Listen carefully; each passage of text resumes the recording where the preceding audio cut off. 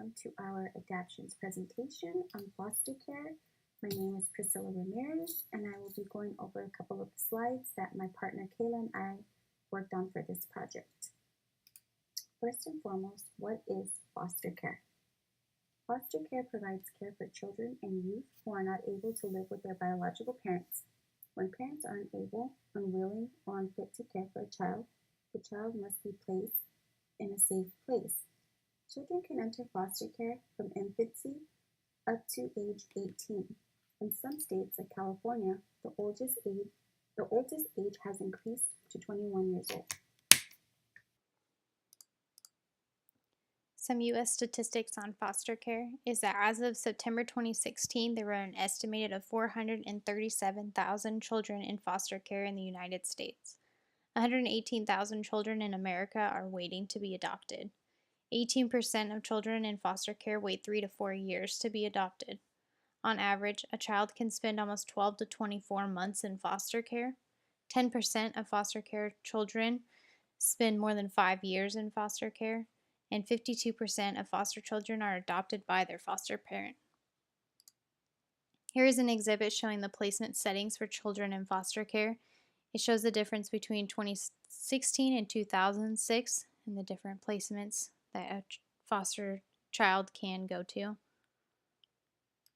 Here is another exhibit showing the length of stay for children exiting foster care. Again, this is the difference between 2006 and 2016. Some California statistics on foster care is that 62,000 California children were in foster care as of July 2015, and 37.3% of children in California adopted from foster care were adopted less than 24 months after their most recent removal from their home. This is a chart showing the number of children in foster care in California, and as you can see, from 1998 to 2015, we have seen a decrease of foster care children. So why is this topic important? Foster care is intended to provide a temporary, safe living arrangement for children who cannot remain in their homes. The U.S. foster care system aims to safely reunify children with their parents or secure another permanent home. However, too often this goal is not achieved. Children in this situation are at an increased rate for a variety of emotional, physical, behavioral, and academic problems. A high percentage of this youth experience inadequate housing, low educational and career attainment, early parenthood, substance abuse, physical and mental health problems, and involvement in the criminal justice system. While the number of children in care has decreased in the United States and California over the previous decade, California still continues to have the largest number of children entering into the system. There is much work underway to help support these children to successfully transition them to adulthood. Strategies. What teachers and educators can do to help youth in foster care.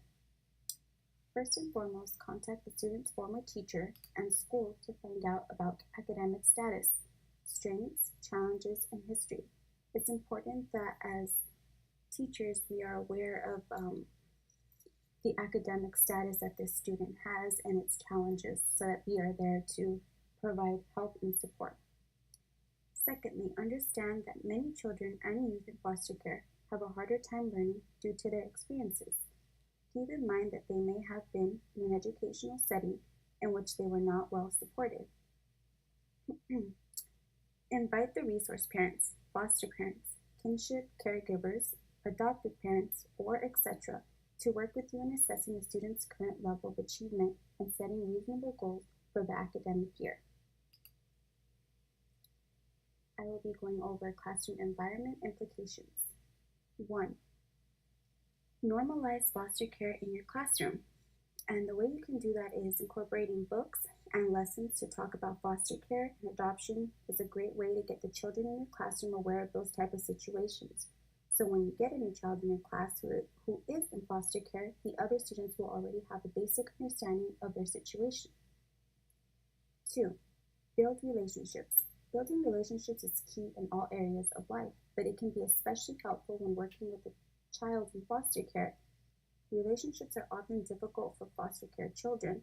They may have They may not have had many positive relationships with adults prior to coming into care. This one in specific is important because you want to make sure that the student is coming into your classroom and feeling safe and noticing that the environment in your classroom is a safe place for them. 3. Be patient but consistent. Due to the long list of issues faced by children in foster care at a new school, patience is key. They need time to process all that is happening in their lives and understanding that they aren't going to jump right in and be okay right away. With that being said, they need consistency and normalcy. I'm going to cover academic instruction implications and how you can apply this to your classroom. Structure materials and tasks in the classroom to help the student achieve success even if academics are a problem. Respect the child's right to privacy. Become knowledgeable about confidentiality and how to address confidential issues appropriately.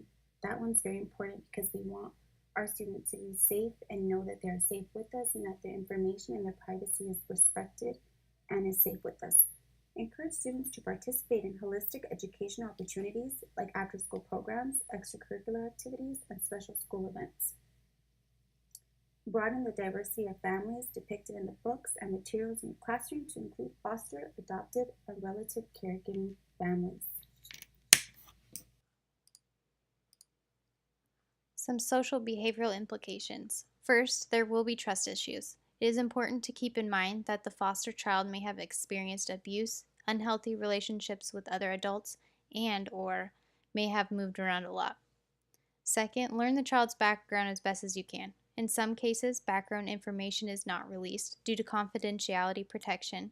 However, the more information the teacher can receive, the better equipped they are when they're trying to aid the child in their behavioral and academic performance. Third, be understanding and flexible. Foster children may come with anxieties and emotions from being neglected. They may have gaps in their educational learnings due to instability. Fourth, try to develop a positive rapport with the child. This rapport is essential for students' academic success as well as their behavioral success as well. A positive relationship will establish a sense of belonging for the child who may have been moving around from school to school. Finally, remember you are their role model and advocate. Sadly, many children have never had a positive adult role model in their life. They may have never experienced encouragement and celebration. These children are used to looking after themselves and being alone and need a positive adult to help them. These are some resources and references. Thanks for listening to Priscilla and my presentation on foster care.